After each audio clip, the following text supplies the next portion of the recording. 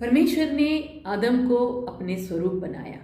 इसका क्या अर्थ है? यहूदियों की बाइबल के अनुसार परमेश्वर का कोई रूप नहीं है।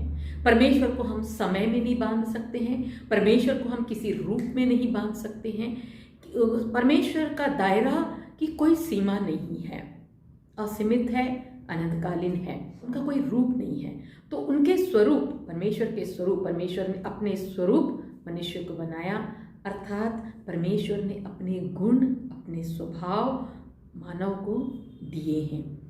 तोरा की शिक्षा ही हमको मदद करती है परमेश्वर के स्वरूप बनने के लिए, क्योंकि हमारा एक प्राणी स्वभाव है और फिर एक परमेश्वर का स्वभाव है, और केवल मानव को ही यह सौभाग्य प्राप्त हुआ है।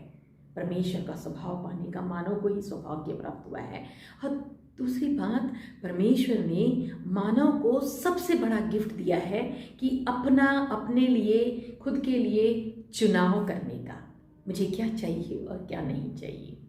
और जब हम कर्म दिमाग यानी प्राणी दिमाग के जब हम नज़रिए से सोचते हैं तो हमें वही चीज़ चाहिए जो हमें अभी सुकून देती है। परंतु जब हम डिवाइन दिमाग से या ठंडे दिमाग से या कोल्ड ब्रेन से या बिग ब्रेन के से जब सोचते हैं, उस नज़रिए से सोचते हैं, तो हम हमेशा दूरदृष्टि होते हैं। हम ये सोच करके ही निर्णय लेते हैं कि भविष्य में इसका परिणाम क्या होगा।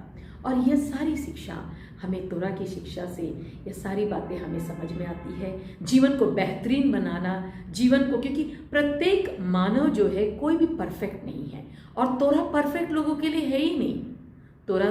तोरा की शिक्षा तो इम्परफेक्ट लोगों के लिए है जो अपने जीवन को सुधारना चाहते हैं। तो आइए हम इन शिक्षाओं के माध्यम से अपने जीवन में क्या बदलाव लाना है, क्या उचित है, क्या अनुचित है, इन सबको समझेंगे।